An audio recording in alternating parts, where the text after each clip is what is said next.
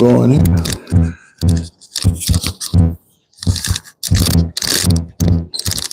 All right, good morning. Running a little late. Still got about 20 minutes though. Dragging a little bit from last night. That old game I saw last night. Been hearing how great Green Bay was, and all of a sudden they appear to be mortal.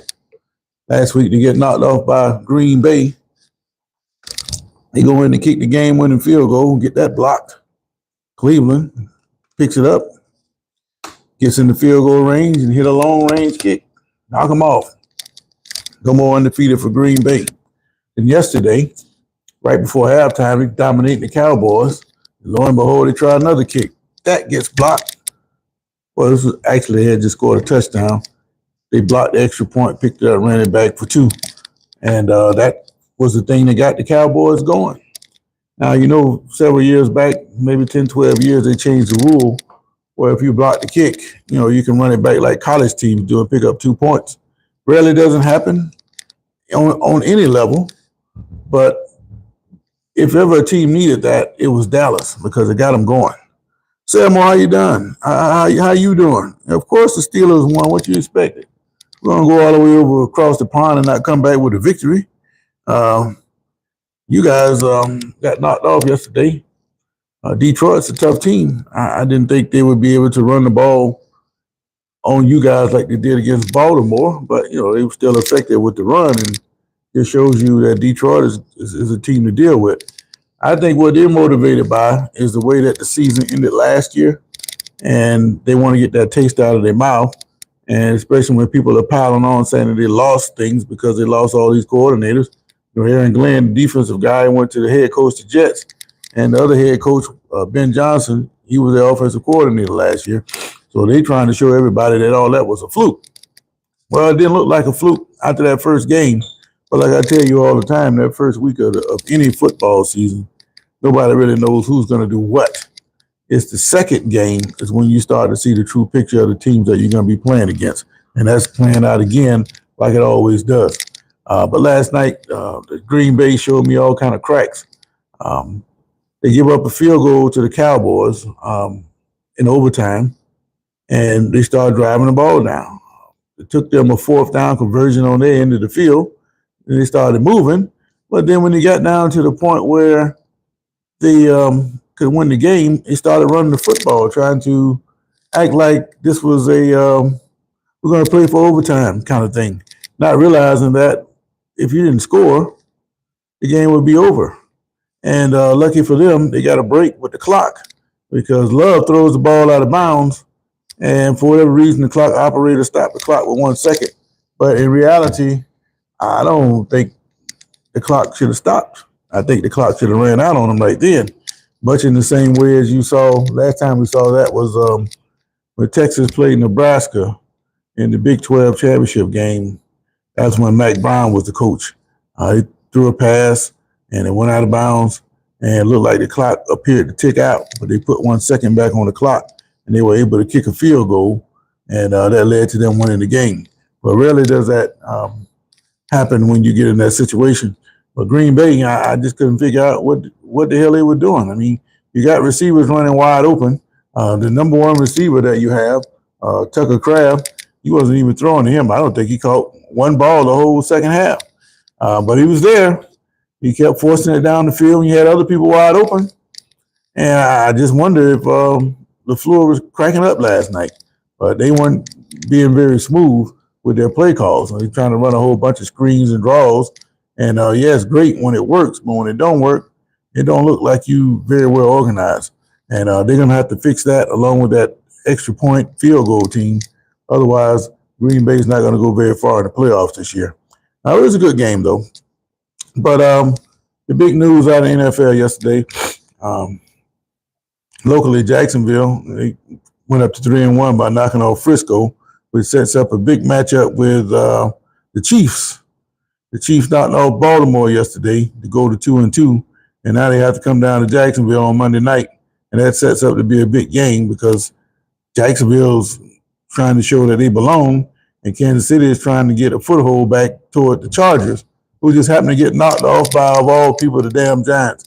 But I told you the Giants weren't as bad as people thought they were. Dart, he played better than I thought he would.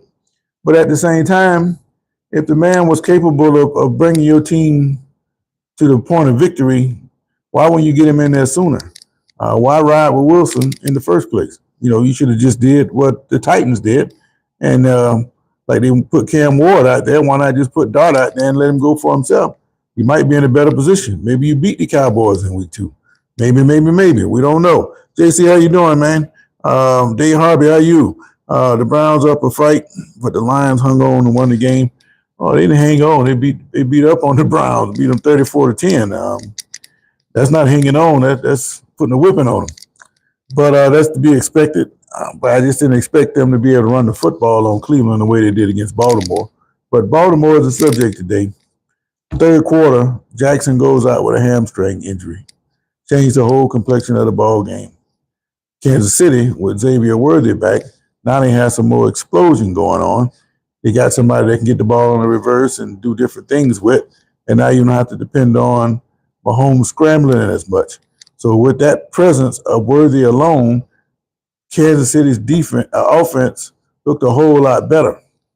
And I don't know how much better they are because, again, they played the Ravens. And the Ravens, they don't have a good defense. They're not a good football team overall right now. Now you got the injuries. It's going to make it worse. And for the life of me, I don't know why they just won't line up and just hand Henry the ball. Henry's used to carrying 30, 35 times. It wouldn't be any big deal if you just give it to him. I've seen many times where he had it going on and the defense about to break, and he just decided not to run it. So now that Jackson's out, you got to depend on Cooper Rush. He's serviceable, but he doesn't have that escapability that Jackson has. So they have to have a completely different game plan. And the only thing that I can see that they can do is run the football and run play action behind it. If they can't do that, then Ravens going to be in trouble as long as Jackson is out. And it's critical now because they're 1-3.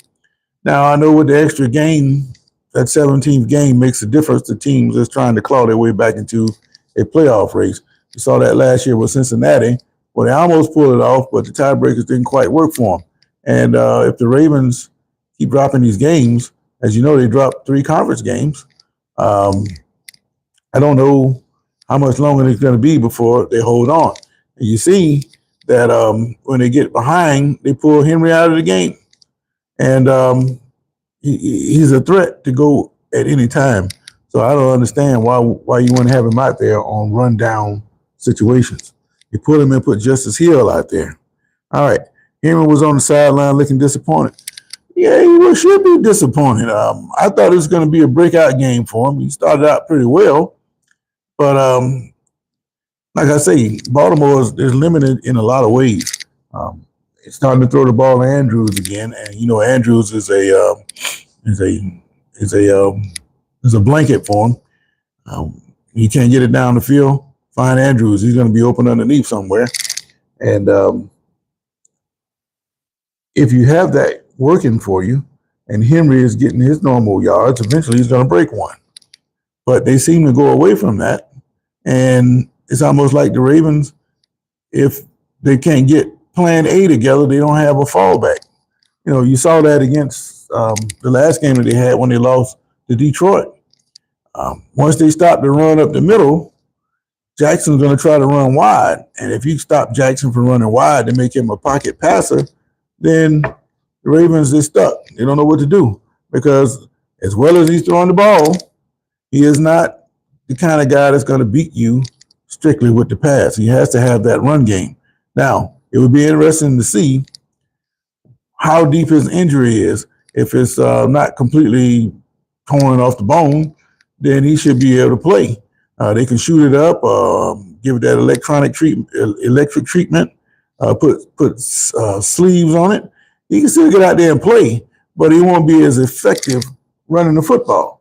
So this is his opportunity to show how well he has improved as a passer. So I would expect to see Jackson next week, unless his injury is so severe that they just can't put him out there. But I think he should be able to play next week. But of course, you want to pull him out of the Kansas City game because you didn't have a chance to really look at it. But I've had hamstring injuries before, but I never really tore it all the way. And after about 3 or 4 days, I was good. And then I even played a couple games with a sleeve on.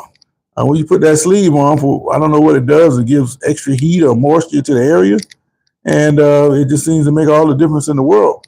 And hell, that was 30 years ago. So you know the technology is much improved now. So I see Jackson putting the sleeve on some kind of contraction to help him get out there and play. But if he doesn't get out there and play, then the Ravens, they're going to be pretty much, that's going to be it for them. They're going to be relegated to a spoiler role, and they'll be hanging out with the Bengals down at the bottom of the AFC North. Because, Cleveland, they can play with Baltimore. They just got to stop making mistakes. If they don't make mistakes, then they can compete. But it looks like Cleveland, every other game, they get blown out. Got blown out by the Ravens. They compete the week before, and they competed against Green Bay and won that game, and they get blown out yesterday. So if you play the Packers, the Browns on the odd week, then you might be in trouble. But you catch them on the even week, and you end up blowing them out. But my Steelers, as you saw yesterday, knocked off Minnesota. That was a very entertaining game. Most of the time, I miss those early games. I just forget about them, and next thing you turn the TV on at about 12:30, and the damn game about over with, you forgot all about it. Well, I watched it yesterday, and Pittsburgh, they played pretty well. DK Metcalf, if they able to get him off, and we saw yesterday that Gainwell seems to be a better back than the Johnson fella. And the only problem that I see with Pittsburgh is the outside receivers. This guy, Austin, he's a starting receiver, but he don't seem to pose any threats to me. He's running punts back, and he got tweaked on that, and he didn't return, at least from what I could see. And he just don't seem to be a strong person in that position. So I think if Pittsburgh gets to the point where they have to throw the ball, who are they going to throw it to besides Metcalf? Because like I say, this guy Austin, he doesn't seem to be that strong of a player. Now, Gainwell out of the backfield, that is a big plus. So Jonnu Smith was productive early, but they stopped throwing him the ball, much like what you saw last night with Green Bay, that Tucker Kraft guy. They wouldn't throw it to him in the second half, and this is supposed to be their best receiver. Why wouldn't you throw it to the guy when the game was on the line? Same thing with Jonnu Smith. They wouldn't throw it to him yesterday. I don't know if Rodgers has his favorites already or not, but from what I saw yesterday, Jonnu Smith, those tight ends are a big part of what the Steelers are trying to do. And he kind of went away from them when they had to. Now, they got a couple big plays. That one play to Metcalf, that was huge. And if they keep hitting those and scoring enough points, because as you see, the defense is the kind of team that's creating a lot of turnovers. And that is not a fluke. Now, if they did that one game and didn't do it again for another couple games, then, yeah, you could say that's a fluke. But they can get these turnovers consistently. Every team has a character. And Pittsburgh's defense, their character is getting turnovers. So if their offense can put up 20, 24, 28 points a game, then Pittsburgh is going to be a hard out. And the longer it goes and the more Baltimore struggles, the more Pittsburgh is going to get a tighter grip on that division. With Cincinnati being hobbled, Cleveland and Baltimore struggling, Pittsburgh could run away with that division. But the Chargers, as much hype as they got, I thought they were going to run through the Giants yesterday, especially with a rookie quarterback. But it didn't seem to affect Dart a whole lot. I think when you're young and you have that youthful exuberance, in other words, you're not afraid, then good things will happen. But if you're a young quarterback and you got stars in your eyes, then you're not gonna do very well. And that's clearly wasn't the case with Jackson Dart. So it looks like to me they made the right pick by picking him up. And only time will tell if that is the right choice indeed. Now, Cleveland, on the other hand, with Flacco, if they're going to be losing 34-10 and 40 to whatever it was to Baltimore, you might well start looking at some of those younger quarterbacks you got, Gabriel and Sanders. The jury is out on what either one of those can do. And I think the fans in Cleveland are getting to the point where they want to see what those guys can do. And it's getting to that point where it's almost time to throw one of them out there. But like I told you guys before, Deshaun Watson is the fly in the ointment. He's making news now. He's out there in the clubs and being visible. I don't know if that's the smartest thing to do, but he is with his wife when he's doing these things. So I guess that can't be too bad. But I think that if these guys continue to struggle on offense and then they stick those young fellas out there and they don't pan out, then I think you're going to see Watson at some point before the end of the year. He's making his big salary, and he's just there. He knows what's going on. There's nothing wrong with his arm. His problem was Achilles. And you know now, if you get hurt, they can pretty much rebuild you better than what you were before. And I think he's going to make an appearance sometime before this year. I know a lot of Browns fans don't want to hear that, but that's just the way it is. All right. So my question to you guys was, going back to the Ravens, can they bounce back from Jackson's injury? Most of you are saying no. Now, the question really is, how long do you think Jackson is going to be out? If Jackson is out 3-4 weeks, and they're going to have to get at least 2 wins out of Rush. And if they don't get 2 wins, at least 2 wins, then I would say the Ravens are done.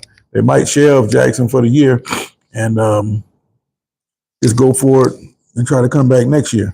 But the question is, what does that mean for Henry? I think he signed a 2-year deal when he came to Baltimore.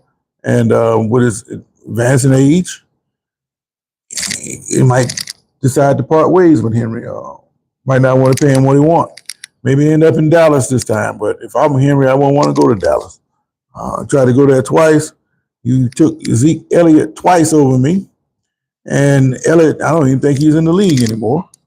And he'll still be able to play another 2-3 years.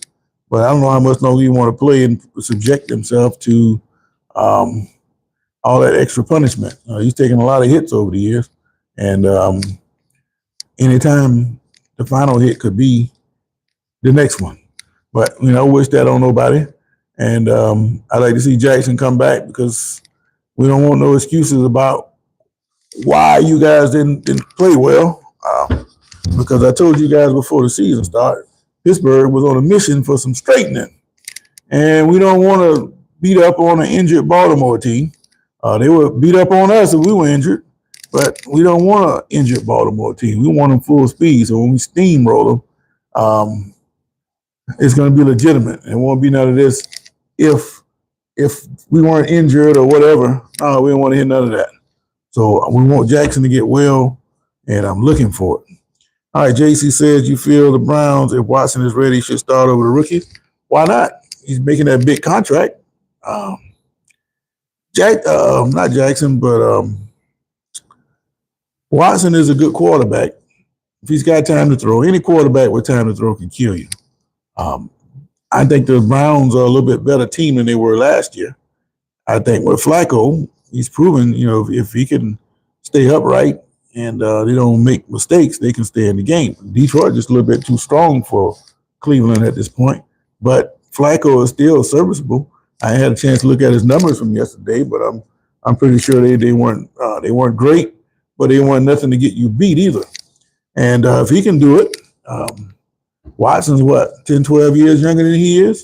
He still got that lively arm, and he can escape more so than what Flacco could.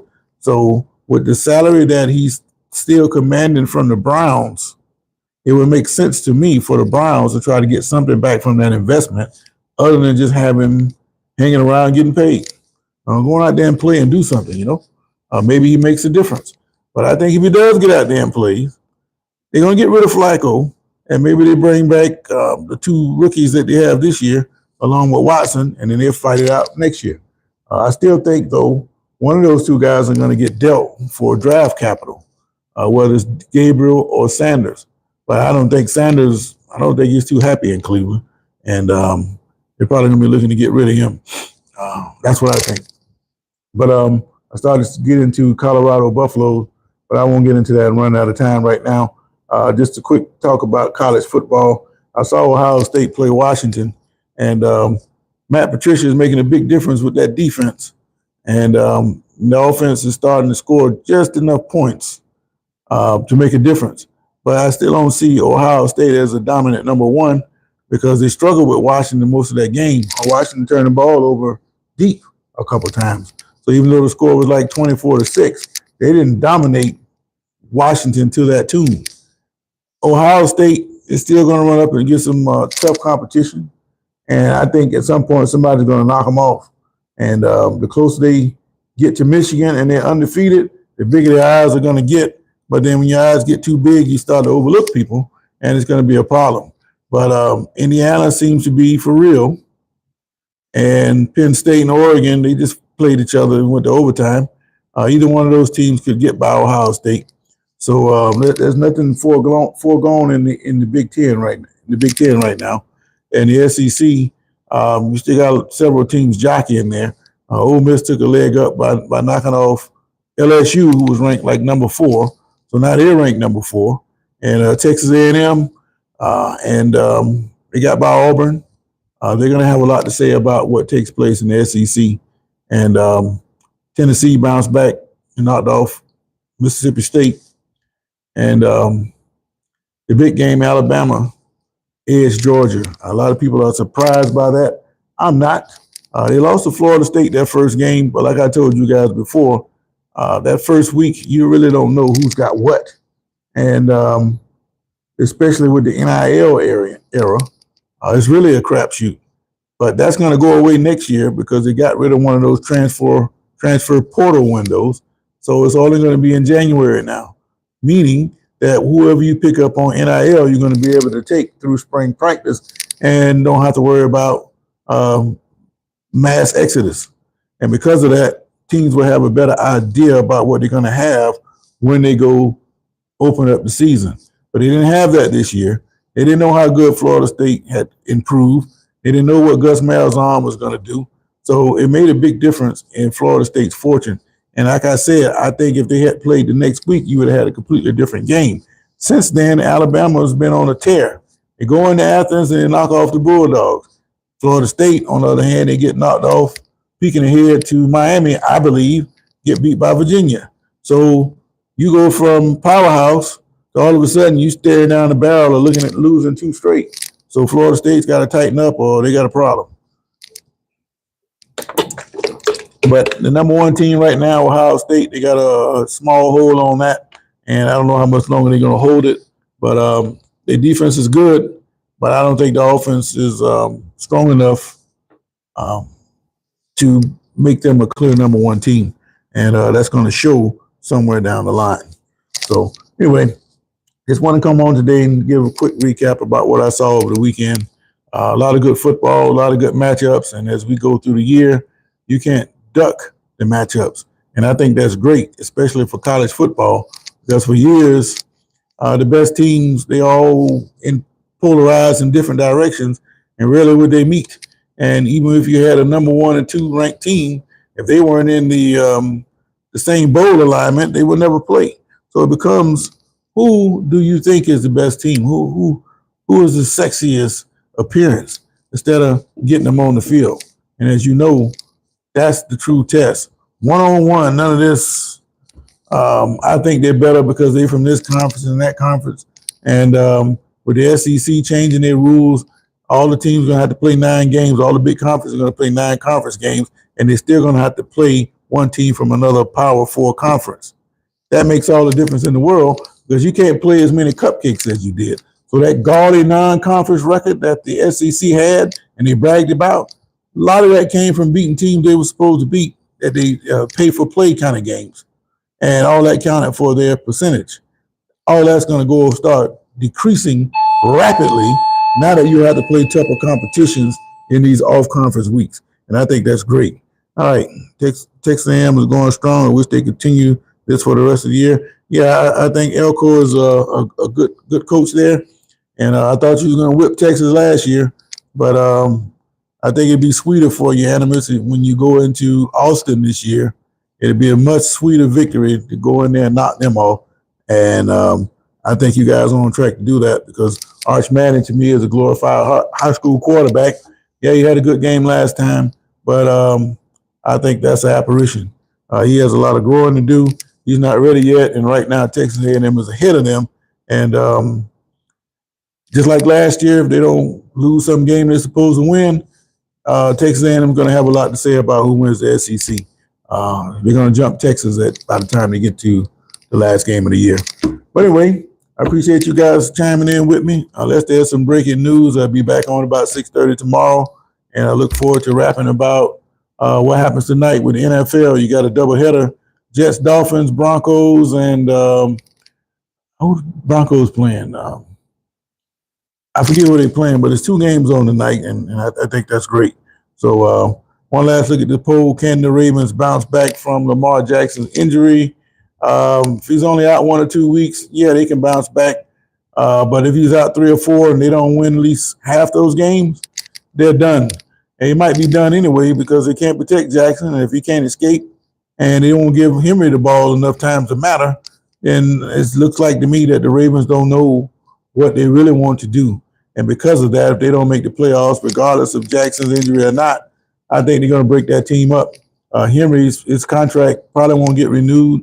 And I think Harbaugh, he might be on the clock. Maybe they need a change in Baltimore. Who's to say? But we'll see. But until next time, you have a great day. And I catch you guys on the flip side. Meantime, I got to go to work, man. So I'm out. Have a great day. I told you guys about them